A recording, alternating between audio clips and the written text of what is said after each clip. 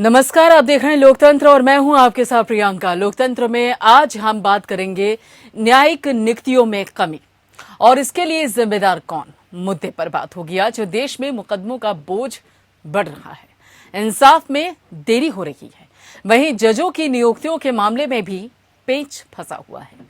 Supreme court में attorney general के वेणुगोपाल ने बताया कि देश भर के उच्च न्यायालयों में 1080 पद स्वीकृत हैं। फिलहाल जजों के 416 पद खाली हैं। 196 नामों की सिफारिशें केंद्र सरकार या सुप्रीम कोर्ट कॉलेजियम स्तर पर लंबित हैं। अटॉर्नी जनरल ने कहा कि केंद्रीय कानून और न्याय मंत्रालय को उच्च न्यायालयों से न्यायाधीशों की 220 रिक्तियों के लिए सिफारिशें हासिल नहीं हुई हैं। कई राज्यों से भी सिफारिशें नहीं मिली हैं। एजी ने यह भी कहा है कि मंत्रालय को अभी तक सुप्रीम कोर्ट में रिक्तियों के लिए कोई सिफारिश नहीं मिली। वर्तमान में 5 रिक्तियां हैं। हालांकि सुनवाई के दौरान अटॉर्नी जनरल ने यह भी कहा है कि 4 महीने से अधिक समय से केंद्र के अधीन लंबित कॉलेजियम की सिफारिशें 3 महीने के भीतर तय हो जाएंगी। एजी ने कहा कि सरकार को लगता है कि सिफारिशें करने के लिए हाईकोर्ट के लिए एक टाइमलाइन तय की जानी चाहिए और इस पर सीजेआई ने कहा कि हम उनके लिए टाइमलाइन के बारे में ध्यान रखेंगे। और सुनवाई के दौरान सीजेआई ने यह भी कहा कि अब समय आ गया है कि महिला सीजेआई होनी चाहिए। हमारी तरफ से कोई भेदभाव नहीं किया जाता। हर कॉलेजियम यह सुनिश्चित करता है कि महिलाओं की भागीदारी उनके अनुपात के अनुसार हो। सुप्रीम कोर्ट में एडहॉक जजों की नियुक्ति के मामले में भी सुनवाई की गई और एजी के वेणुगोपाल ने कहा कि एडहॉक जजों की नियुक्ति का फैसला लेने का अधिकार संविधान ने सीजेआई पर छोड़ा है। सुप्रीम कोर्ट ने कहा कि हाईकोर्ट के चीफ जस्टिस की जिम्मेदारी है कि वो एडहॉक जजों की नियुक्ति लंबित मामलों के हिसाब से करें। शीर्ष अदालत ने कहा कि न्यायाधीशों की स्थिति को असुरक्षित नहीं बनाया जा सकता है। बहरहाल सवाल यह है कि आखिर जजों की नियुक्तियों में लेट लतीफी क्यों हो रही है, आखिर इसके लिए जिम्मेदार कौन है, आखिर कैसे इस तरह से जो मुकदमों का बोझ बढ़ता जा रहा है वो कम कैसे होगा। करेंगे पड़ताल, लेकिन उससे पहले आप नजर डालिए रिपोर्ट पर। देश में मुकदमों की तादाद लगातार बढ़ रही है। मुकदमों का बोझ बढ़ने की अहम वजह जजों की कमी माना जाता है, लेकिन जजों की नियुक्ति को लेकर लेट लतीफी होती रही है। केंद्रीय कानून और न्याय मंत्रालय को उच्च न्यायालयों से न्यायाधीशों की 220 रिक्तियों के लिए सिफारिशें हासिल नहीं हुई हैं। भारत के अटॉर्नी जनरल के वेणुगोपाल ने सुप्रीम कोर्ट को ये जानकारी दी। अटॉर्नी जनरल ने सुप्रीम कोर्ट में जो जानकारी दी उसके मुताबिक देश भर के उच्च न्यायालयों में 1080 पद स्वीकृत। फिलहाल जजों के 416 पद खाली। 196 नामों की सिफारिशें केंद्र सरकार या सुप्रीम कोर्ट कॉलेजियम स्तर पर लंबित।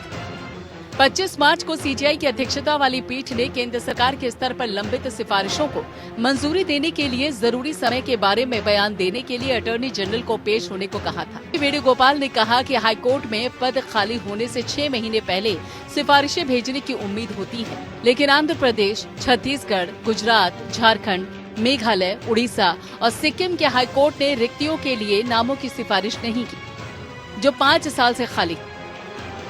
एजी ने यह भी कहा कि मंत्रालय को अभी तक सुप्रीम कोर्ट में रिक्तियों के लिए कोई सिफारिश नहीं मिली, जिसमें वर्तमान में 5 रिक्तियां हैं। इसके अलावा बॉम्बे, कलकत्ता, दिल्ली, गुवाहाटी, जम्मू और कश्मीर, लद्दाख, कर्नाटक, मध्य प्रदेश, पटना, पंजाब, हरियाणा, राजस्थान, तेलंगाना, त्रिपुरा और उत्तराखंड के हाईकोर्ट ने रिक्त पदों के लिए नामों की सिफारिश नहीं की है, जो मौजूदा समय में 1 से 5 साल के लिए खाली है।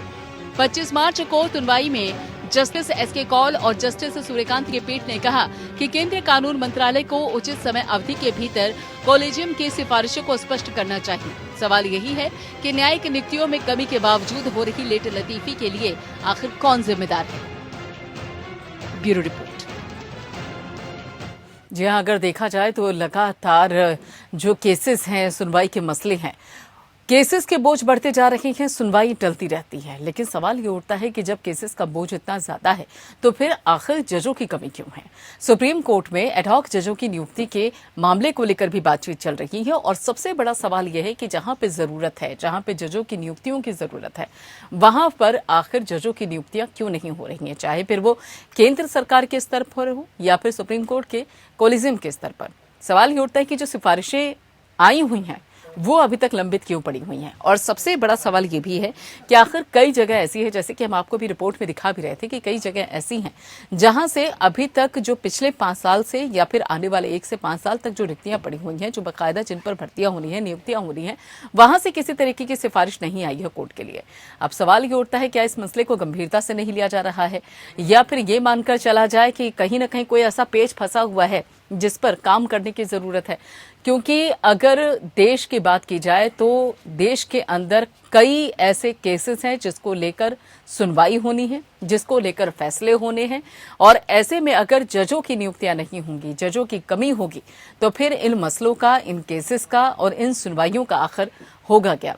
और सबसे अहम बात यह भी है कि अपनी इस सुनवाई के दौरान बाकायदा कोर्ट की तरफ से कहा गया है, ये भी कहा गया है कि अब जो महिला सीजीआई है उनकी भी नियुक्ति पर गौर किया जाएगा और किसी तरीके का कोई भेदभाव नहीं है।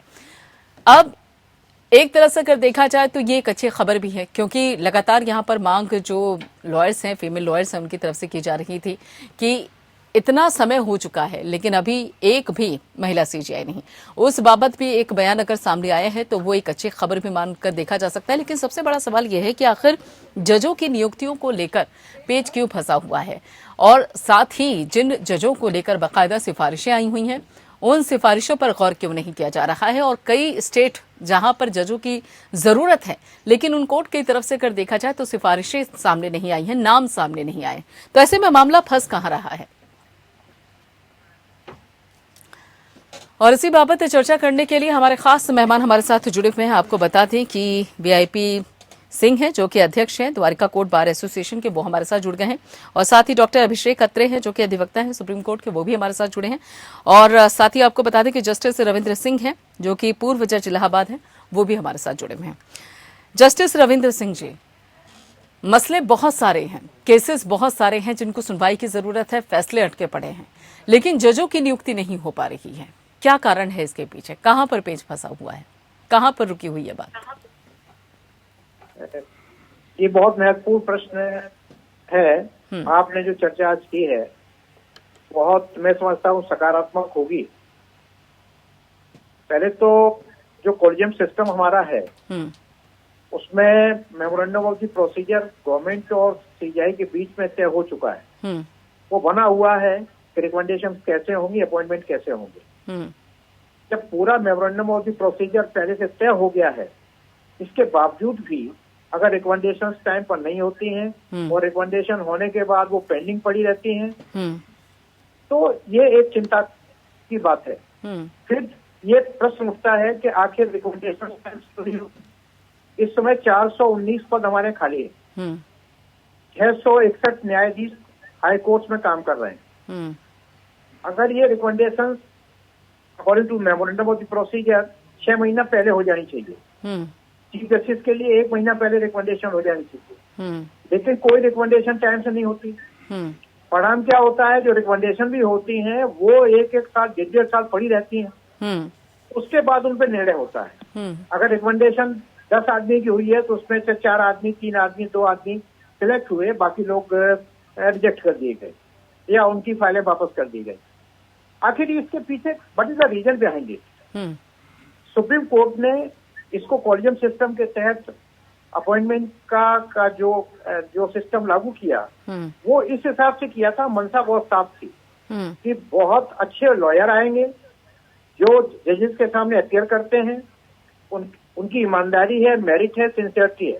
अगर वो लोग जज बनेंगे तो न्याय के जो उनके जजमेंट्स होंगे उनका स्टैंडर्ड बहुत अच्छा होगा, एफिशिएंसी बहुत अच्छी होगी। अब प्रश्न उठता है कॉलेजियम में कौन है? ये भी तय हो गया कि चीफ जस्टिस होगा बाहर का। अब जिस हाई कोर्ट का चीफ जस्टिस है ही नहीं, किसी दूसरे हाई कोर्ट से आए हैं वो, उनको यही नहीं मालूम है कौन वकील कैसा है जी। अब कॉलेजियम में चीफ जस्टिस प्लस 2 सीनियर जजेस हैं। कहीं कहीं किन्हीं हाई कोर्ट्स में तो दोनों सीनियर जज आउटसाइडर हैं। उनको यही नहीं मालूम है कौन वकील अच्छा है कौन नहीं है। अब आप बताइए कैसे रिकमेंडेशन होगी? फिर अगर चीफ जस्टिस बाहर के हैं, दोनों सीनियर जज बाहर के हैं, तो ट्रांसपेरेंसी मेंटेन करने के लिए ये जरूरी हो जाता है कि दूसरे न्यायाधीश जो हैं हाई कोर्ट के, उनसे नाम मांग लें कि कौन कौन अच्छे लॉयर हैं उनकी निगाह में, उसके हिसाब से उनमें से अपने चूज करके भेज दें। तो हाईकोर्ट से ये फैसले नहीं हो रही। जो नाम रिकमेंड होते हैं तब जजेस को पता लगता है कौन कौन नाम भेजे गए हैं और उनको जानते ही नहीं। अगर जो नाम रिकमेंड हो रहे हैं और वहाँ के न्यायाधीश 5-5 साल 7-7 साल 8-8 साल से जो सर्विस कर रहे हैं, वहाँ काम कर रहे हैं, वो नामों को अगर जानते ही नहीं है तो वो न्यायाधीश के लिए रिकमेंडेशन हो गई उनकी। क्या मतलब है इसका, क्या मतलब है? ये वो रिकमेंडेशन के आधार क्या है, उनके पीछे पीछे कौन सी ऐसी शक्तियां काम कर रही हैं जो फेयर रिकमेंडेशन नहीं हो रहे हैं। तमाम ऐसी रिकमेंडेशन होती हैं जिनको रिजेक्ट किया जाता है either by the supreme court और by the central government. IB की प्रोसीजर, आईबी की रिपोर्ट पहले ली जाती है, तो आईबी की रिपोर्ट पहले क्यों नहीं सही आई? जब उनके खिलाफ कंप्लेंट्स दाखिल हुई, जब पता लगा ये नाम रिकमेंड हो गया है, तब उसके खिलाफ कंप्लेंट्स दाखिल हुई, तब कंप्लेंट पे जांच हुई तो पता लगा कि वो कंप्लेंट सही थी, लेकिन आईबी ने क्यों नहीं रिपोर्ट किया?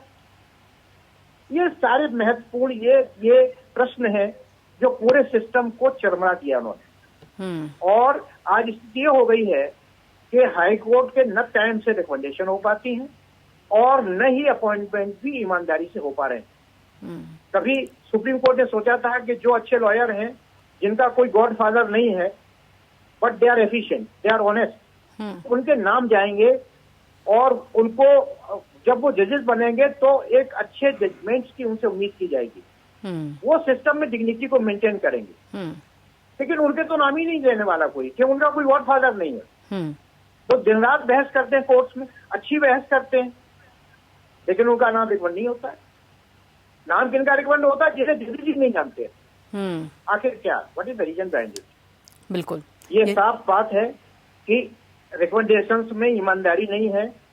जिन लोगों को रिकमेंडेशन की जिम्मेदारी है, उनको ऑनेस्टी से काम करने की जरूरत है। अगर वो लोग ऑनेस्टी से काम नहीं किए और सिंसियरिटी नहीं दिखाई तो ये सिस्टम लंबे समय तक नहीं चल सकता, और चलेगा भी तो बहुत चरमरा जाएगा। और ये हमारे देश के लिए, न्यायपालिका के लिए, लोकतंत्र के लिए दुर्भाग्य की बात। बिल्कुल, यहाँ पे पीके मल्होत्रा जी भी हमारे साथ जुड़े हुए हैं, जो कि पूर्व सचिव हैं कानून मंत्रालय के। वो भी हमारे साथ थोड़ी देर में जुड़ेंगे, उनसे भी कुछ सवालों के जवाब चाहिए होंगे, क्योंकि अगर देखा जाए तो इस विषय पर उनकी राय बेहद जरूरी है। लेकिन अभी थोड़ी देर में वो हमारे साथ जुड़ेंगे। वीआईपी सिंह जी हमारे साथ जुड़े हैं, जो कि अध्यक्ष है द्वारिका कोट बार एसोसिएशन के। वीआईपी सिंह जी, न्यायपालिका को तो पारदर्शिता का अगर देखा जाए तो प्रतिबिंब माना जाता है, लेकिन यहाँ पर भी गॉडफादर की जरूरत, जैसे कि जस्टिस रविंद्र सिंह कह रहे हैं, फिर विश्वास किस पर करें? सबसे पहले तो धन्यवाद एपीएन न्यूज चैनल का मैम, आप सभी का जो भी आपने आज ये मुद्दा उठाया है, ये बड़ा ही इम्पोर्टेंट और बहुत ही गंभीर मुद्दा है। मेरी अपनी राय ये है कि इसमें judicial commission, in fact judicial commission जैसे यूपीएससी, इसी तरीके से जुडिशियल कमीशन होना चाहिए, और फेयर सिलेक्शन ऑफ जजेस।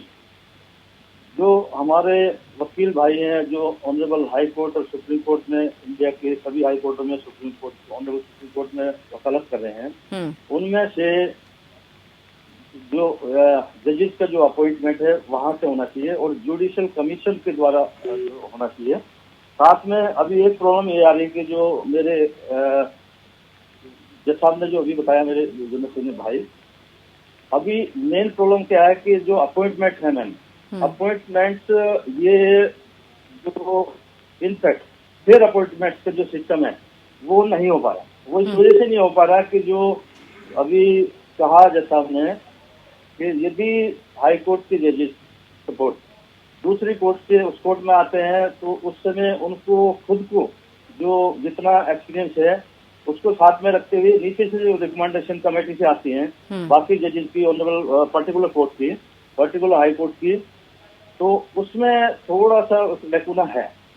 देन डिस्ट्रिक्ट कोर्ट के जजेस जो यहाँ से एलिवेट होके जाते हैं, उसमें फेयर इनफैक्ट जो मैं देख रहा हूँ उसमें फेयरनेस की थोड़ा सा कमी है। जो जजेस किसी न किसी तरीके से गॉडफादर उनके बैठे हुए हैं, वो बाईपास करके सीनियर्स को उधर पहुंच जाते हैं, और ऑनेस्टी से जो जजेस ऑनेस्टी से काम कर रहे हैं, डिस्ट्रिक्ट जजेस जो ना, उनको कहीं ना कहीं जो ना बाईपास कर दिया जा रहा है। तो ये सब चीजें नहीं होनी चाहिए, फेल नहीं होनी चाहिए। ये आज के टाइम में जो मोदी जी की सरकार है, उसमें इनफैक्ट जो मैंने देखा, मेरे जैसे वकील जो सिंपल एक किसान परिवार से आते हैं और वो एक जो government government council union of India में अपॉइंट होते हैं, तो सिर्फ क्वालिफिकेशन बेसिस पे होते हैं कि भाई प्रैक्टिस है और प्रैक्टिसिंग लॉयर है, देन कानून की जानकारी है। तो ऐसे करके मेरा मानना है कि जजेस जितने भी अपॉइंटमेंट हो वो ये एक जुडिशियल कमीशन बने यूपीएससी की तर्ज पे, जो आप लगा लो कि आईएएस है, आईपीएस है, अदर जो सिस्टम है, जो ब्यूरोक्रेसी है, उसमें जो अपॉइंटमेंट होता है उसी तरीके से जजेस का अपॉइंटमेंट होना चाहिए और फेयर अपॉइंटमेंट होगा। और जो भी जज, ये फटाफट वैकेंसियां भी भरी जाएंगी और जितनी भी जो वैकेंसियां हैं एट प्रेजेंट जो मेरे पास डाटा है उसमें 416 वैकेंसीज हैं आउट ऑफ 1080 1080 में से जो टोटल सैंक्शन स्ट्रेंथ है 416 वैकेंसीज है। और 416 वैकेंसीज में जो 196 नेम से जो रिकमेंड हुए थे, तो वो भी अभी बीच में है। और वो उसका कारण यही है कि जो मेरा मानना है, जो गवर्नमेंट प्रेजेंट गवर्नमेंट है, मतलब बहुत ही फेयर है इस मामले में। एंड उस जो भी इनफैक्ट जजेस चाहे वो नीचे से जाए, जुडिशरी से जाए या वकीलों से जाएं, उनको कानून की नॉलेज होनी चाहिए और उनको इनफैक्ट जो जस्टिस डिलीवरी सिस्टम है उसको फास्ट करने के लिए जो सुनवाई का तरीका है, जो प्रैक्टिसिंग लॉयर है इनफैक्ट, और जिनको नॉलेज है, जो हर रोज अपियर होते हैं जो कोर्ट्स में, उनमें से ही जाएंगे और जो जजमेंट लिखाने में सक्षम है, तो वो काफी जो है इम्प्रूवमेंट होगा। तो मेरा अपना मानना, मेरा हमारी इंडिपेंडेंट ओपिनियन कि ये जो सिस्टम है, ये कोलिजियम सिस्टम की जगह जो ये सिस्टम जो होना चाहिए, ये जुडिशियल कमीशन होना चाहिए और बहुत ही फास्ट सिस्टम होना चाहिए। और जितनी वैकेंसी वो भरी जाएगी तो जल्दी जो स्पीडी जस्टिस है वो मिलेगा जनता को।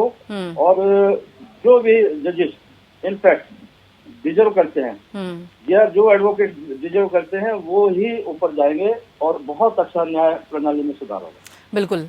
यह एक बात बताइए डॉक्टर अभिषेक अत्रे, आप अधिवक्ता हैं सुप्रीम कोर्ट में और जाहिर है कि सारे दावपेचों को भी अच्छे से समझते होंगे। जिस तरह से अभी जस्टिस रविंद्र सिंह ने कहा, साथ ही वीआईपी सिंह भी कह रहे हैं कि पारदर्शिता की बहुत ज्यादा कमी है, और लेकिन उन्होंने ये भी कहा है कि देखिए कि जो वर्तमान सरकार है उसकी मंशा बिल्कुल साफ है। वो चाहते हैं कि न्यायपालिका में मजबूती आए और उसके साथ साथ लोगों को न्याय भी मिले और एक जो प्रोसेस होता है वो सुचारू रूप से चलता भी रहे। सवाल ये उठता है कि जब सरकार की भी मंशा बिल्कुल साफ है, प्रोसेस भी बिल्कुल ठीक है, तो फिर आखिर पेच कहां पर फंसा हुआ है? देखिए, जहां तक सरकार की मंशा की बात है, पहले जुडिशियल कमीशन एक्ट आया था कॉन्स्टिट्यूशन में अमेंडमेंट के साथ में, लेकिन वो सुप्रीम कोर्ट में चैलेंज हुआ, सुप्रीम कोर्ट ने उसे क्वेश्चन कर दिया। That was a different thing. Collegium system है, this is reality of today, और ये सिस्टम अभी रहेगा।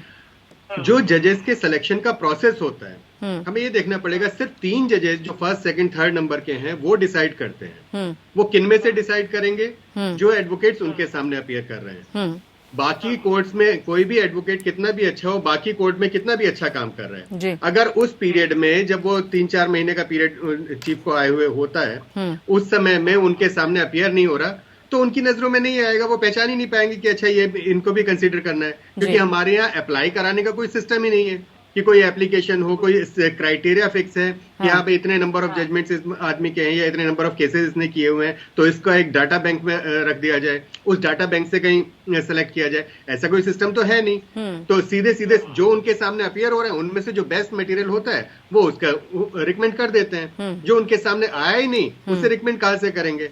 और उनके सामने जो आ रहे हैं उनके उसमें से कितने एलिजिबल हैं, कितने नहीं है, वो नहीं उन्हें लगता है कि कोई एलिजिबल है, तो इसलिए वो नाम आगे रिकमेंड नहीं कर पाते। तो ये, और प्रॉब्लम यह है, सिर्फ अब डिस्ट्रिक्ट कोर्ट में अगर कोई कितना भी अच्छा एडवोकेट हो, लेकिन क्योंकि वो हाई कोर्ट नहीं जा रहा है तो हाई कोर्ट का कोई भी जज रिकॉग्नाइज करेगा। सुप्रीम कोर्ट में कितने भी अच्छे एडवोकेट्स प्रैक्टिस कर रहे हैं, क्योंकि वो हाई कोर्ट में अपीयर नहीं हो रहे हैं, हाई कोर्ट के जजेस उन्हें रिकॉग्नाइज नहीं करेंगे, उनका नाम रिकमेंड नहीं होगा। इस पे काफी दिनों से डिमांड उठाई जा रही है कि कम से कम सुप्रीम कोर्ट के लॉयर्स को कंसीडर करने के लिए यहाँ से कोई सिस्टम हो कि यहाँ से नाम भेजे जा सके। लेकिन ऐसा कुछ अभी तक नहीं हुआ है। इसकी बहुत जरूरत है इस सिस्टम को थोड़ा सा चेंज होने की। बिल्कुल। यहाँ पर आपको बता दें, पीके मल्होत्रा जी भी हमारे साथ जुड़ चुके हैं, जो कि पूर्व सचिव हैं कानून मंत्रालय के। पीके मल्होत्रा जी, 196 जजों के नामों की सिफारिशें केंद्र सरकार और उसके साथ देखा जाता है सुप्रीम कोर्ट कोलिजियम स्तर पर इस वक्त लंबित पड़ी हुई है। क्या कारण है इसके पीछे? एक तो वैसे ही केसों की भरमार है, ऊपर से जजों की कमी है, ऐसे में समस्या बनी रहेगी तो कुछ तो समाधान ढूंढना होगा। जी देखिए, जहाँ तक सरकार का सवाल है, सरकार ने समाधान ढूंढने का प्रयास किया था। जो 3 जजेस, जिसे हम जजेस केस कहते हैं, जजेस केस 1, 2 और 3, उसके बाद में जो मेमोरेंडम ऑफ प्रोसीजर लागू किया गया, उसके हिसाब से अपॉइंटमेंट जो जजेस की होनी चाहिए थी, उस प्रोसीजर को भी फॉलो नहीं किया जा रहा है। पहली बात तो यह है कि जुडिशरी की तरफ से जो जजेस के नाम भेजे जाते हैं, उनके भेजने में बहुत देरी होती है। हालांकि मेमोरेंडम ऑफ प्रोसीजर में ये प्रेस्क्राइब किया गया है कि 6 महीने, वैकेंसी होने से 6 महीने पहले से ही प्रोसेस स्टार्ट हो जाना चाहिए, और जुडिशरी की तरफ से ये प्रोसेस स्टार्ट नहीं होता है और देरी से रिकमेंडेशन भेजी जाती हैं। और जब वो रिकमेंडेशन भेजी जाती हैं, उन रिकमेंडेशन में भी सरकार जब उसका वेरिफिकेशन करती है, तो उस वेरिफिकेशन के बाद में जो क्रिया होनी चाहिए, जो उसका प्रोसीजर फॉलो होना चाहिए, उस प्रोसीजर में भी देरी होती है अपॉइंटमेंट में। तो मैं समझता हूँ इसके लिए आज की तारीख में जुडिशरी भी जिम्मेवार है और एग्जीक्यूटिव भी जिम्मेवार है। और मेरा ऐसा मानना है कि जब ये नेशनल जुडिशियल अपॉइंटमेंट कमीशन का केस सुप्रीम कोर्ट के सामने आया और सुप्रीम कोर्ट ने नेशनल जुडिशियल अपॉइंटमेंट कमीशन और उससे संबंधित जो कॉन्स्टिट्यूशन अमेंडमेंट किया गया, जब उसको शट डाउन कर दिया, तो सुप्रीम कोर्ट ने खुद ही ये बात कही कि मेमोरेंडम ऑफ प्रोसीजर के अंदर जो आज अपॉइंटमेंट कोलिजन सिस्टम के थ्रू हो रही हैं, उसमें कहीं ना कहीं खामी है और उसमें सुधार की आवश्यकता है। उसके बाद सुप्रीम कोर्ट ने फिर इन रिकमेंडेशन सरकार को भेजी, लेकिन सरकार ने उस पर अभी तक अपना संज्ञान लेकर के उस पर जो फाइनल डिसीजन है वो नहीं दिया है। इसलिए जो कोलिजन सिस्टम के हिसाब से अपॉइंटमेंट है वो चलती आ रही हैं। और इसमें जैसा कि मेरे से पहले वाले वक्ता भी कह रहे थे, मैं पूरी बात तो उनकी नहीं सुन पाया, लेकिन उनका भी कहना यही था कि ये हमारे देश में ही हो रहा है कि जजेस अपॉइंट जजेस, और उसमें भी जो एलिजिबल जजेस होते हैं, क्या उनके केसेस कंसीडर होते हैं? इसके ऊपर एक, मैं समझता हूँ, बहुत बड़ा प्रश्न चिन्ह है। इसके ऊपर विचार होना चाहिए। और जो सरकार ने पहले नेशनल जुडिशियल अपॉइंटमेंट कमीशन का प्रोसेस लेके आए थे, मेरा ऐसा मानना है कि इस तरह का कानून आना चाहिए ताकि जो कमियां आज के कोलिजियम सिस्टम में हम देख रहे हैं, उन कमियों को दूर किया जा सके।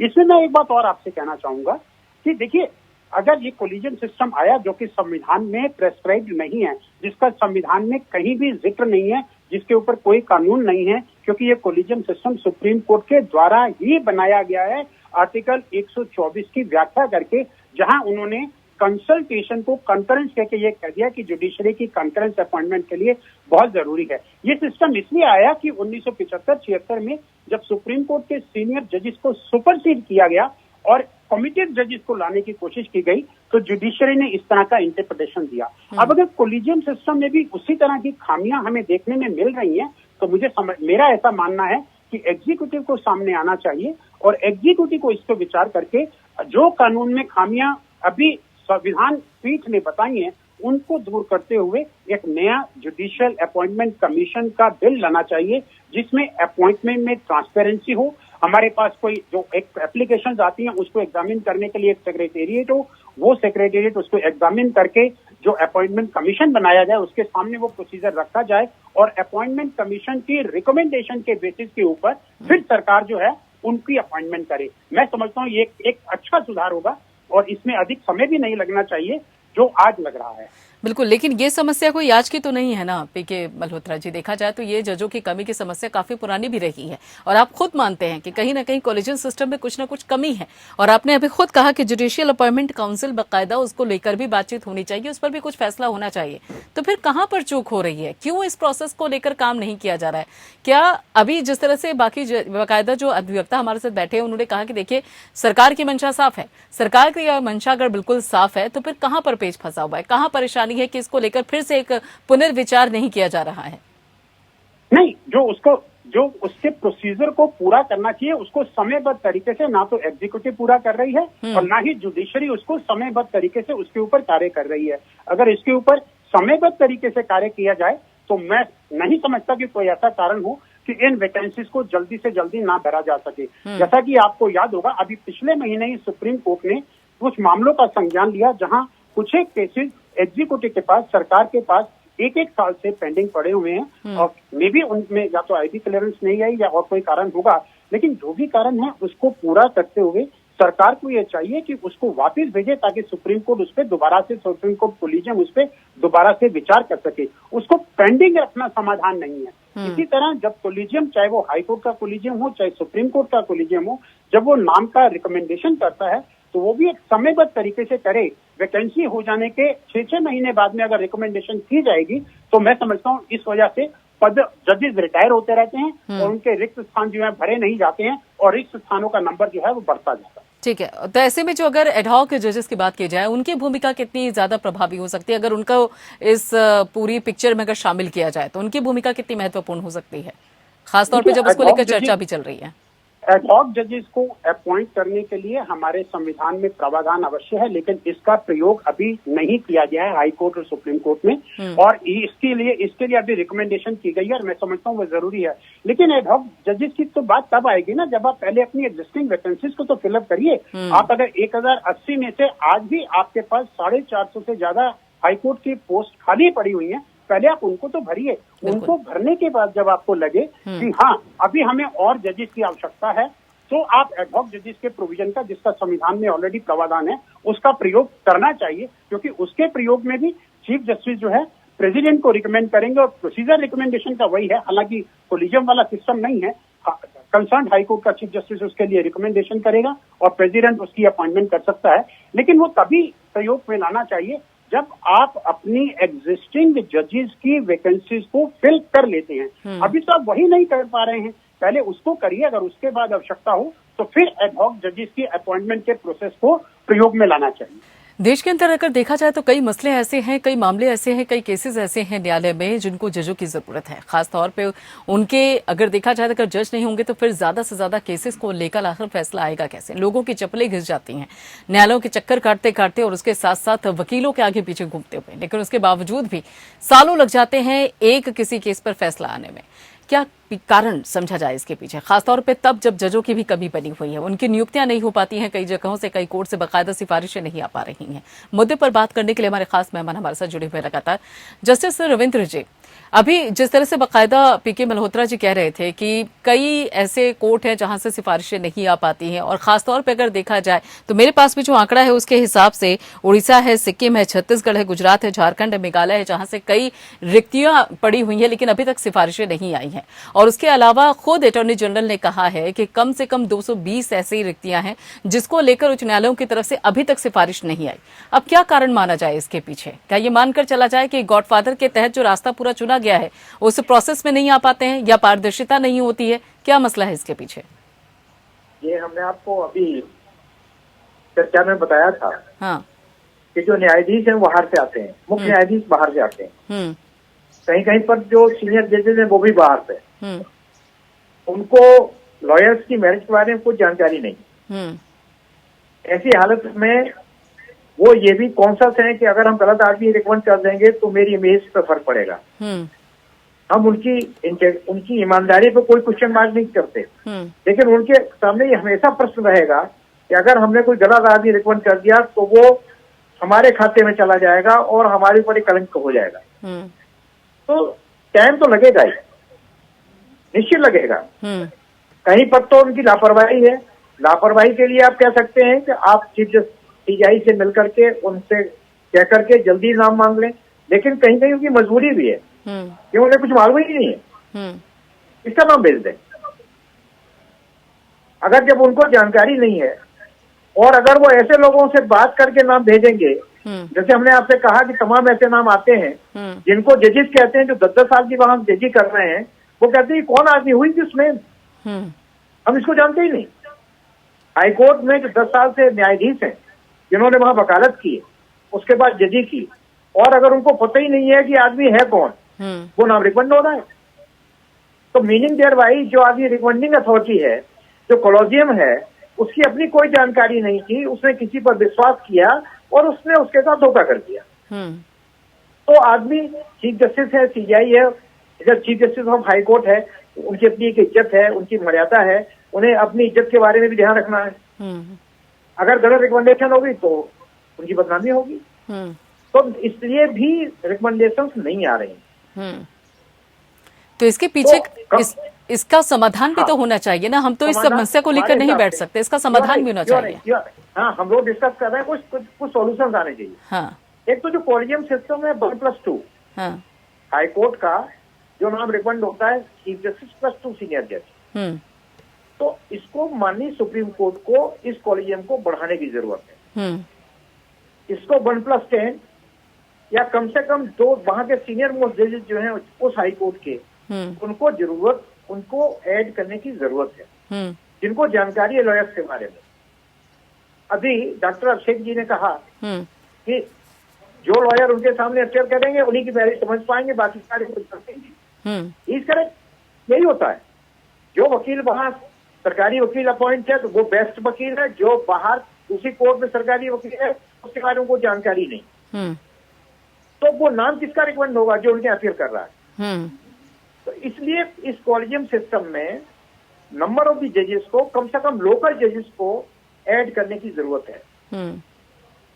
और हम तो ये कहते हैं कॉलेजियम सिस्टम को सुप्रीम कोर्ट रिकंसिडर करे और इसमें निश्चित रूप से ये कर दे कि लोकल अगर जजेस जब तक कंसिडर नहीं होंगे तब तक ये दिक्कत बनी रहेगी, नंबर 1। नंबर 2, ये जजेस के बारे में माना जाता है कि वो बिल्कुल इम्पार्शियल है, एकदम ऑनेस्ट है, ठीक है ना। हम उनकी ऑनेस्टी, उनकी इम्पार्शियलिटी पर कोई क्वेश्चन मार्क नहीं करते। लेकिन अब देखा क्या जा रहा है, जो बिल्कुल कट सत्य है, चाहे कोई कहे या न कहे, मैं आपके मंच के माध्यम से कहना उचित समझता हूँ। Lobbying system is there in every high court, from Supreme Court to high court, lobbying system is there भाई। और लॉबिंग सिस्टम जो है वो जो भारी पड़ती है लॉबी वो प्रिवेल करती है। तो उसमें फिर मेरिट तो अलग हो गई, कौन हम किसको पसंद करते हैं वो मेरिट का आदमी है, जिसको हम पसंद नहीं करते वो मेरिट का आदमी नहीं है। तो कैसे रिकमेंडेशन आएंगे? जी पीके मल्होत्रा जी, जिस तरह से अभी जस्टिस रविंद्र कह रहे हैं, 2 समस्याएं, एक तो गॉडफादर और दूसरा लॉबिंग, इन दोनों का कोई तोड़ तो निकालना पड़ेगा ना, ताकि सही व्यक्ति सही पद पर आ सके। पीके मल्होत्रा जी, आवाज मिल रही है आपको? जी, आपकी आवाज ब्रेक होके आ रही है जी। मेरा सवाल ये है पीके मल्होत्रा जी, अभी जिस तरह से जस्टिस रविंद्र कह रहे हैं कि 2 समस्याएं हैं, एक तो लॉबिंग और दूसरा गॉडफादर, तो ऐसे में इन दोनों समस्याओं का कुछ तो तोड़ निकालना पड़ेगा ना, ताकि एक सही व्यक्ति सही पद तक आ सके। आपकी आवाज कट रही है, मैं पूरी तरह से सुन नहीं पा रहा हूँ, लेकिन जितना मैं समझ पाया हूँ, जस्टिस रविंद्र जैन ने जो बात कही है कि जजेस का पूरी तरह से जो नाम होते हैं, लोकल नाम होते हैं, उनका कंसिडरेशन इसलिए नहीं हो पाता, एक पॉइंट उन्होंने कहा, क्योंकि जो चीफ जस्टिस होते हैं वो बाहर के होते हैं और उनको उनके लोकल बार के बारे में या लोकल एडवोकेट्स के बारे में पता नहीं होता। ये एक डेफिनेटली सिस्टम में ड्रॉबैक है। लेकिन मेरा ऐसा मानना है कि ये इतना बड़ा ड्रॉबैक नहीं है, क्योंकि चीफ जस्टिस स्वयं इस मामले में निर्णय नहीं लेते हैं। हर हाईकोर्ट के अंदर एक कोलिजियम होता है जिसमें 2 सीनियर मोस्ट जजेस भी होते हैं, और उस कोलिजियम सिस्टम के अंदर भी इस तरह का कोई बार नहीं है कि चीफ जस्टिस जो उसी हाई कोर्ट के सीनियर एडवोकेट्स हैं उनसे कंसल्टेशन ना करें। उनसे कंसल्टेशन भी करते हैं और उसके बाद गवर्नर की सहमति भी ली जाती है, और ये जो गवर्नर की सहमति ली जाती है ये वहां की सरकार के थ्रू होती है, क्योंकि ये गवर्नर का एक एग्जीक्यूटिव एक्शन है और ये फंक्शन जो गवर्नर डिस्चार्ज करते हैं on the aid and advice of council of minister करते हैं। तो सिर्फ ये कहना कि चीफ जस्टिस बाहर से आते हैं और उनको पूरी जानकारी नहीं होती है, अपने आप में इतना बड़ा मुद्दा नहीं है। ये एक मुद्दा हो सकता है लेकिन ये उतना बड़ा मुद्दा नहीं है। मेरा ऐसा मानना है कि अभी कोलिजियम सिस्टम के अंदर इतने वाइसेज आ चुके हैं कि जजेस ये केवल हमारे देश में होता है, और जो जजेस अपॉइंट करते हैं उनके सामने क्योंकि कोई ट्रांसपेरेंसी नहीं है, कोई ओपन प्रोसीजर नहीं है, एक व्यक्ति को क्यों सेलेक्ट किया गया, दूसरे को क्यों नहीं किया गया, उसके कोई रीजंस रिकॉर्डेड नहीं होते हैं। और ऐसा देखा गया है कि जो या तो सेम चैम्बर में प्रैक्टिस कर रहे होते हैं वो उन वकीलों को अपॉइंट करते हैं, या ऐसे वकीलों को अपॉइंट करते हैं जो उनके किसी न किसी तरह से संबंधित रहते हैं। हाँ, तो लॉबिंग की ही बात कर रहे थे। हमेशा जुडिशरी के ऊपर लगते हैं। हाँ। इस तरह के एलिगेशन हमेशा जुडिशरी के ऊपर लगते हैं। अगर इस सिस्टम को चेंज करना है तो जो नेशनल जुडिशियल अपॉइंटमेंट कमीशन वाला प्रोसेस है, हमें उसको लेकर के आना पड़ेगा। ये कहना कि नेशनल जुडिशियल कमीशन आ जाने से एग्जीक्यूटिव का इंटरफेरेंस होगा, मैं इस बात से सहमत नहीं हूं। अगर कमीशन, नेशनल जुडिशियल कमीशन के अंदर चीफ जस्टिस स्वयं मौजूद हैं, सीनियर सुप्रीम कोर्ट के 2 सीनियर जजेस मौजूद हैं और केवल एक लॉ मिनिस्टर मौजूद है या कोई और ऐसा सरकार का नुमाइंदा मौजूद है, केवल एक व्यक्ति के हो जाने से ये नहीं माना जा सकता कि ये एग्जीक्यूटिव का जुडिशियरी में इंटरफेरेंस है। और फिर अगर आप अपॉइंटमेंट की बात करते हैं, आज भी जुडिशियरी में अपॉइंटमेंट कौन करता है? अपॉइंटमेंट तो प्रेसिडेंट करते हैं, वो भी तो एग्जीक्यूटिव के हेड हैं। क्या उसको इंटरफेरेंस इन जुडिशियल वर्क माना जाएगा? जुडिशियल वर्क में इंटरफेरेंस वहां माना जाता है जब आप बेंच के कॉन्स्टिट्यूशन में, जजेस के डिसीजन में, जज के डिसीजन लेने के प्रोसेस में अगर आप इंटरफेयर करते हैं, उसको आप कह सकते हैं इंटरफेरेंस इन दी जुडिशियल वर्क हो सकता है। लेकिन केवल क्योंकि आप जुडिशियरी में अपॉइंटमेंट करने के लिए एक हिस्सा है सिस्टम के, ये अपने आप में एक नेगेटिव पॉइंट नहीं होना चाहिए, ऐसा मेरा मानना है। बाकी ये कहना कि वो अपनी आइडियोलॉजी के लोग लेके आएंगे, तो ऐसा पहले भी होता रहा है, उसको आप, मैं समझता हूँ, किसी भी हालत में रोक नहीं सकते हैं। देखना ये चाहिए कि एक जज की अपॉइंटमेंट के बाद में, क्योंकि उसने संविधान को अपहोल्ड करने की एक ओथ ली है, तो वो जब डिसीजन देता है तो वो कॉन्स्टिट्यूशन के हिसाब से काम करे, ना कि इस हिसाब से कि उसको किसने अपॉइंट किया है। अगर हम इस तरह की प्रथा चालू कर देंगे तो मैं समझता हूँ ना तो जुडिशियल अपॉइंटमेंट्स में डिले होगी और ना ही जुडिशियरी के ऊपर इस तरह के कोई एलिगेशन आएंगे कि वो किसी पार्टी की साइड ले रहा है। जी, ठीक है। वीआईपी सिंह जी, यहाँ अगर देखा जाए तो शीर्ष अदालत ने यह भी कहा है कि हम न्यायाधीशों की जो स्थिति है उसको असुरक्षित नहीं कर सकते और खासतौर पे जो आरोप लगते आए हैं वो पूरी तरीके से झूठे होते हैं। ये जो टिप्पणी यहाँ पर की गई है सुनवाई के दौरान, इसे आप किस नजरिए से देखते हैं? क्या राय है आपकी इस पर? मेरा मानना यह है, हम लोग जो बार एसोसिएशन के अध्यक्ष हैं, सेक्रेटरी हैं, उनसे भी जो ओपिनियन एटलीस्ट लिया जाए, पर्टिकुलर सपोज जजेस, हमारे डिस्ट्रिक्ट जजेस जा रहे हैं और या हाई कोर्ट में, यहाँ के आने दिल्ली में हम लोग डिस्ट्रिक्ट कोर्ट से और honourable high court, honourable supreme court तक वकालत करते हैं। हमें पता है, हम लोगों को पता है कि सपोज हाई कोर्ट के जो प्रेसिडेंट बार के या सुप्रीम कोर्ट के प्रेसिडेंट हैं या डिस्ट्रिक्ट कोर्ट के प्रेसिडेंट हैं या कोऑर्डिनेशन कमेटी है जो दिल्ली की, जो डिस्ट्रिक्ट कोर्ट की, उनको पता है कि कौन से जजेस, कौन से एडवोकेट वो टेंटेड है या कौन से जो ना फेयर है, कौन से स्पीडी जस्टिस डिलीवरी सिस्टम में जो महत्वपूर्ण रोल अदा कर सकते हैं। तो इसके लिए मैम मेरा सजेशन है कि जो बार एसोसिएशन हैं उनसे भी सुझाव लिया जाए, जिससे मैं जो और दूसरी बात क्या है, सपोज वैकेंसी होनी है, वैकेंसी 6 महीने के बाद होनी चाहिए। 6 महीने पहले रिकमेंडेशन ऑनरेबल हाई कोर्ट से 6 महीने पहले रिकमेंडेशन चली जानी चाहिए कि भाई ये जो ना जजेज हैं और भाई ये अपॉइंटमेंट जो ना होना है और 6 महीने के बाद होना है, तो उस पर डिसीजन इन टाइम डिसीजन हो सके, चाहे कोलिजन हो चाहे जुडिशियल कमीशन हो। जुडिशियल कमीशन इनफैक्ट आने से मेरे विचार से तो ट्रांसपेरेंसी जो मैम इसमें बढ़ेगी।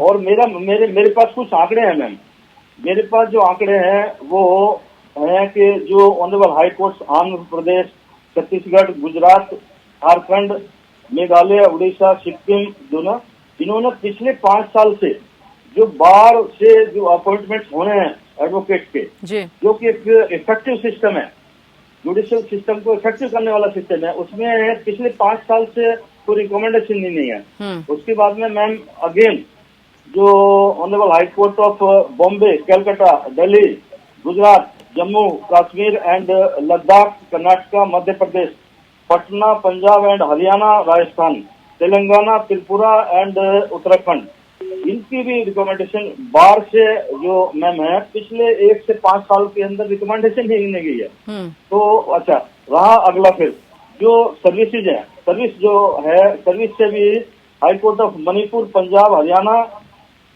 इनसे कोई रिकमेंडेशन जो मैम पिछले 5 साल से जो ना जो वैकेंसी की सर्विस से भी नहीं गई है। Then further high court of Allahabad, Andhra Pradesh, Calcutta, Delhi, Gujarat, Karnataka, Kerala, Madras, Orissa, Patna, जो इनसे भी जो रिकमेंडेशन है सर्विसेज की वो भी पिछले कारण क्या मानते हैं आप इसके पीछे कारण क्या मानते हैं कि क्यों नहीं आती है रिकमेंडेशन? क्या इसीलिए क्योंकि लॉबिंग एक बहुत अच्छी, एक तरह से देखा जाए तो इतनी ज्यादा इसकी जड़ें मजबूत है कि सही इंसान नहीं सामने आ पाता? मैं यही बताना मैं चाह रहा हूँ कि ये बहुत ही अच्छा सिस्टम था कि भाई यदि ऑनरेबल चीफ जस्टिस दूसरी कोर्ट से आते हैं तो एटलीस्ट जो ना वो फेयर रहते हैं, वो फेयर रहते हैं। आई नो नहीं, लेकिन इस मसले को तो पीके मल्होत्रा जी बहुत बड़ी बात नहीं बता रहे हैं। वो कह रहे हैं कि अगर जज बाहर का है तो इतनी बड़ी बात नहीं है। हाँ, मैं बताना चाह रहा हूँ कि उससे फेयर रहते हैं, लेकिन जो नीचे लॉबिंग है वो लॉबिंग जो ना उस तरीके से जो ना उसको सिस्टम को इन्फ्लुएंस करती है कि भाई नहीं ये एलिजिबल है, ये एलिजिबल है। तो ये एक सिस्टम आई थिंक जो ना इसमें जो judicial commission will be the best solution for fast rather speedy justice delivery system के लिए, और एक्चुअल जो इनफैक्ट उसके लिए एलिजिबल है उनके अपॉइंटमेंट के लिए ये उसमें किसी को कोई किसी तरह का भी इनफैक्ट जो इसमें ऑब्जेक्शन ही नहीं होना चाहिए। भाई जो फेयरली जो डिजर्व करता है वो जाएगा, ठीक है, चाहे वो इधर से जाए चाहे उधर से जाए। ठीक है अभिषेक जी, अभी जिस तरह से पीके मल्होत्रा जी कह रहे थे कि देखिए अगर बाहर का जज है तो वो इतना बड़ा मसला नहीं है, उसको लेकर भी बातचीत की जा सकती है, और उधर एक तरफ कहा जाता है कि कहीं ना कहीं जुडिशियल कमीशन आना चाहिए। अगर आना चाहिए, कॉलेजियम में कहीं ना कहीं कुछ न कुछ समस्याएं हैं तो उसको लेकर आखिर चर्चा होनी चाहिए ना फिर। और सबसे अहम बात है कि जब पता है कि जुडिशियल कमीशन आना चाहिए और उसके बाद ही इन समस्याओं को, जो बारीक समस्या उनका समाधान हो जाएगा, तो उसको लाने में समस्या क्या है फिर? समस्या तो मैम ये है कि भाई जो सपोज बार एसोसिएशन जिनको एक्चुअल पता है, हर जज का हमें पता होता है कि कौन सा जज जो जजमेंट के लिए, कौन सा जज जो एप्रिसिएशन ऑफ एविडेंस के लिए, या कौन से वकील जो एविडेंसेज में देन आर्गुमेंट्स में जजमेंट्स लिखाने में कौन से जो एडवोकेट्स हैं, कौन से जजेज इफेक्टिव हैं जो एक्चुअल में जो सिस्टम को फास्ट कर सकते हैं। तो वो रिकमेंडेशन यहाँ से भी, ठीक है डॉक्टर अभिषेक जी, ठीक है जी डॉक्टर अभिषेक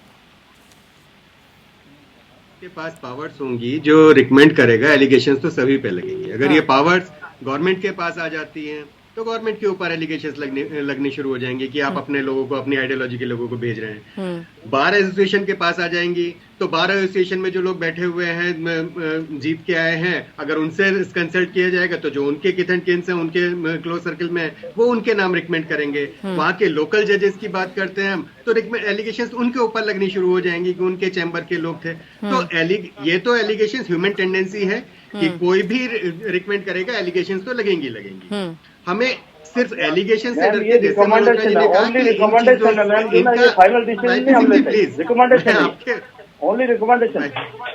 जी नहीं मैं जो बता रहा हूँ रिकमेंड करना भेज दें, ऐसा ये नहीं होना चाहिए। हमारे यहाँ 2 साल का एक पीरियड होता है हाई कोर्ट में, एडिशनल जज अपॉइंट होते हैं और 2 साल बाद परमानेंट जज होते हैं। जैसे एडहॉक जजेस अपॉइंट करने की बात है, तो नाम भेजने में डरना किस बात का है कि वो आदमी अगर गलत निकल गया मत उसे परमानेंट कीजिए। ये तो ऊपर फिर भी कॉलेजियम के हाथ में सुप्रीम कोर्ट कॉलेजियम के हाथ में कि उसको परमानेंट नहीं करना, लेकिन इस डर से कि हमारे ऊपर कलंक लग जाएगा, हमने गलत नाम भेज दिया तो हम नाम ही ना भेजें, तो ये टेंडेंसी गलत है। आपको डाटा बैंक और सब तरफ से कंसल्ट करके, जैसे गवर्नर से भी कंसल्ट करते हैं, सीनियर एडवोकेट से भी कंसल्ट किया जाता है, हर तरह से कॉलेजियम कंसल्ट करता है। कंसल्ट करने के बाद नाम आगे भेजिए तो सही, कम से कम। जब तक भेजेंगे नहीं तब तक डिसाइड कैसे होगा?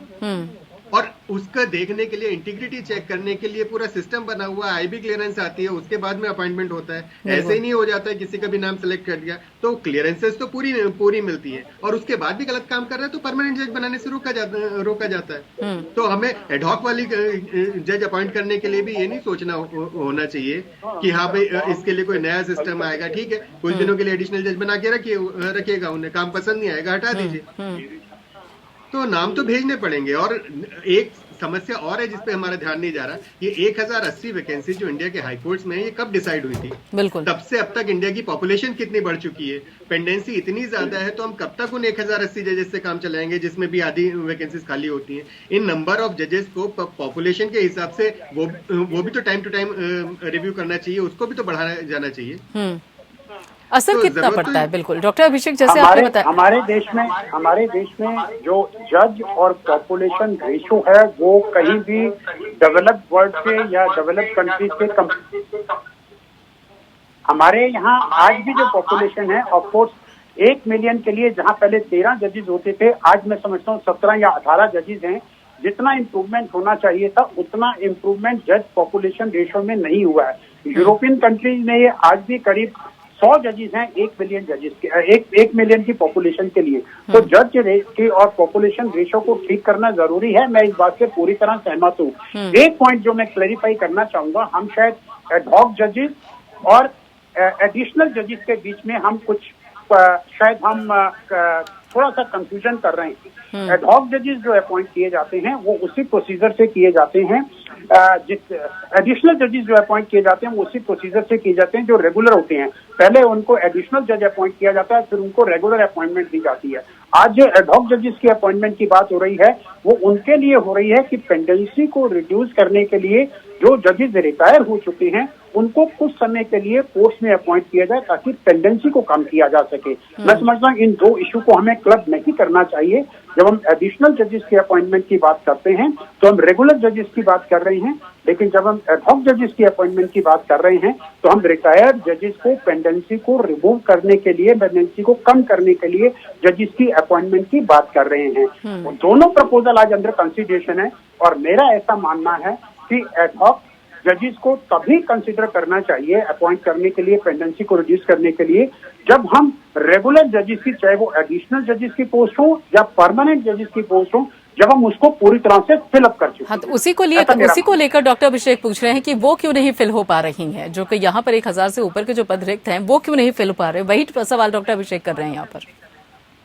मैंने जैसे पहले भी आपसे कहा कि उसमें देरी दोनों तरह से हो रही है। कोलिजियम अपना समय जो है बहुत अधिक लगाता है। जो मेमोरेंडम में प्रोसीजर में ले डाउन किया गया है कि वैकेंसी अराइज होने से 6 महीने पहले प्रोसेस स्टार्ट होना चाहिए, वो नहीं हो पाता है और सरकार के पास वो रिकमेंडेशन नहीं जा पाती है और सरकार भी अपना समय लेती है उनको क्लियर करने में। जब ये दोनों की दूरी एक किस्म से आप इस तरह का गैप है दोनों के बीच में, जब तक उसको दूर नहीं किया जाएगा, मैं समझता हूँ ये प्रेगनेंसी को, सारी पोस्टों को फिलअप करना इतना आसान काम नहीं होगा। और दूसरी एक और बड़ी बात आती है, आई थिंक जो विद्वान पैनलिस्ट मेरे साथ और बात कर रहे हैं इसमें, उन्होंने ये बात भी कही कि अच्छे जजेस, अच्छे एडवोकेट जो हैं वो आना भी नहीं चाहते क्योंकि डिले बहुत हो जाती है, वो जुडिशरी की साइड में आना भी नहीं चाहते, और जो आना भी चाहते हैं प्रोबेबली वो सामने नहीं आ पाते हैं क्योंकि कोलिजियम उनके नाम ही रिकमेंड नहीं करता है क्योंकि वो सामने नहीं आते हैं। तो इसके लिए मैं समझता हूँ जो नेशनल जुडिशियल अपॉइंटमेंट कमीशन का प्रपोजल पहले सरकार द्वारा पास किया गया था, जिसे सुप्रीम कोर्ट ने अनकॉन्स्टिट्यूशनल डिक्लेयर किया गया, उसकी खामियों को दूर करते हुए अगर हम नेशनल जुडिशियल अपॉइंटमेंट कमीशन दोबारा से बनाते हैं, वो कमीशन जिसके पास सब लोग अप्लाई कर सकेंगे डायरेक्ट, उनकी एप्लीकेशन की कमीशन का सेक्रेटेरिएट एक स्क्रूटनी करेगा, स्क्रूटनी करके फिर वो जो कमीशन बनेगा उस कमीशन के सामने रखेगा, तो उसमें ट्रांसपेरेंसी भी आएगी और हमें अच्छे जजेस जो क्वालिफाइड हैं और डिजर्विंग हैं और विलिंग हैं आने के लिए, वो भी हमें मिल जाएंगे। और जब एक ट्रांसपेरेंसी आती है तो मैं समझता हूँ इस तरह का एलिगेशन जो भाई भतीजावाद का आज जजेस के ऊपर लग रहा है वो एलिगेशन भी नहीं लगेगी। ठीक है, और इसमें अगर ये मानकर चला जाए जस्टिस रविंद्र, खासतौर पे तब जब आज सीजीआई कहते हैं कि अब जल्द ही इस पर भी विचार किया जाएगा कि एक महिला सीजीआई भी देश को मिले, ये जो टिप्पणी है, क्या मानकर चला जाए कि आने वाले समय में एक अच्छा संकेत मिला हुआ है कि कुछ बदलाव और भी देखने को मिलेंगे? अच्छी बात है। हाँ, महिलाएं आगे आए, महिलाओं को मौका मिलना चाहिए, इसमें कोई गलत बात नहीं है। और अगर ये कंसीडर होता है तो केवल सुप्रीम कोर्ट लेवल पर ही नहीं होना चाहिए, हाई कोर्ट लेवल पर ही होना चाहिए। अगर हाई कोर्ट में रिकमेंडेशन 10 हो रही हैं तो एटलीस्ट 4-5 हाफ से अगर आप करने ठीक ही है, अगर नहीं करते हैं तो ये भी गलत बात है। क्यों नहीं आप इंस्ट्रक्शन देते हैं कि आप महिलाओं को रिकमेंड करिए, और इसी तौर पे आप मेमोरेंडम और अपॉइंटमेंट है, प्रोसीजर दिया हुआ है, मेमोरेंडम बना हुआ है, उसमें आप अमेंड करिए, उसमें कहिए कि आप मतलब हाफ और लेस देन हाफ आप महिलाओं को भेजिए। महिलाएं आएंगी नहीं नीचे लेवल पर तो वो सुप्रीम कोर्ट कैसे एलिवेट होंगी, उनकी सीनियरिटी बहुत नीचे होगी। कल जब सुप्रीम कोर्ट में एलिवेशन होगा तो हर हाई कोर्ट वाइज होगा और वहां उनकी महिलाओं की स्थिति बहुत नीचे होगी। जब उनको आउट ऑफ टर्न ले आया जाएगा तो फिर कंट्रोवर्सी होगी, भाई आउट ऑफ टर्न। ठीक है। तो इसको भी मेमोरेंडम ऑफ द प्रोसीजर है, उसमें लाने की जरूरत है। ठीक है। अभिषेक जी, एक आखिरी सवाल और, यहाँ पे ये भी टिप्पणी की गई थी कि कई बार बातचीत की जाती है, जो लॉयर हैं, फीमेल लॉयर हैं, उनसे बातचीत की जाती है, लेकिन वो एक्सक्यूज ये देती हैं कि घर का मसला होता है, बच्चे का मसला होता है, तो इस वजह से उनकी अपॉइंटमेंट में समस्या आती है। ये एक लूज पॉइंट रह जाता है। ऐसा सच में होता है या जमीनी हकीकत कुछ और है? नहीं, ये इस बात में कोई सच्चाई नहीं है। देखिए, अगर एडवोकेट्स और लेडी एडवोकेट्स एक्सेल कर रही हैं अपनी फील्ड में, नाम उन्हीं का रिकमेंड किया जाएगा जो अच्छी प्रैक्टिस कर रही हैं। जिनके पास अच्छा काम कर रहे हैं, तो एडवोकेट के पास रात के 12 बजे तक टाइम नहीं होता है। अगर वो इतना टाइम प्रोफेशन में दे रही हैं, तो फैमिली प्रॉब्लम की वजह से वो जज नहीं बन रही, ऐसा कोई नहीं मान सकता। जब प्रोफेशन में वहां टाइम दे रही है, जज बनने के बाद उतना टाइम नहीं दे पाएंगे, कौन सोच सकता है? तो ये तो एक्सक्यूज है जिसमें कोई दम नहीं है कि फैमिली प्रॉब्लम की वजह से नहीं आना चाह रही। आएंगे तो उसी में से, अगर कोई घर पे ही बैठा हुआ है, प्रैक्टिस में नहीं है, सिर्फ एनरोलमेंट करा रखा है, तो उन्हें कहां से रिकमेंड किया जाएगा? रिकमेंड तो उन्हीं में से किया जाएगा जो रेगुलरली कोर्ट के सामने अपीयर हो रहे हैं, जजेस के सामने अपीयर हो रही है। तो अगर वो अपीयर हो रही है तो उन्हें कोई प्रॉब्लम नहीं है जज बनने में। चलिए, ठीक है। पर वहां तक कितने लोग पहुंच पाते हैं, उस कंसिडरेशन जोन तक कितने लोग पहुंच पाते हैं, वो एक समस्या है। चलिए, बिल्कुल, बहुत बहुत शुक्रिया। बिल्कुल, बहुत बहुत शुक्रिया। बहुत बहुत शुक्रिया जस्टिस रविंद्र सिंह और साथ ही वीपी सिंह जी, साथ ही डॉक्टर अभिषेक अत्री जी और पीके मल्होत्रा जी, आप सभी लोगों का इस चर्चा में शामिल होने के लिए। और जैसे कि डॉक्टर पीके मल्होत्रा ने कहा कि एक गैप बना हुआ है, यानी कि खासतौर पर अगर कॉलेजियम की बात कर ली जाए या फिर सरकार के बीच की बात कर ली जाए, तो एक गैप बना हुआ है। उस गैप को मिटाने की जरूरत है ताकि सही चेहरे का चुनाव हो सके और वो सही चेहरा उस सही पद तक पहुंच सके। क्योंकि अगर सही पद पर सही चेहरा होगा, सही नाम होगा, तो फिर आम जन का भी भला होने वाला है। और कई केसेस जो लंबे सालों से कोर्ट में पेंडिंग पड़े हुए हैं, शायद उन पर भी फैसला हो पाए। फिलहाल इतना ही। बाकी खबरों के लिए आप जुड़ रहिए एबीएन के साथ।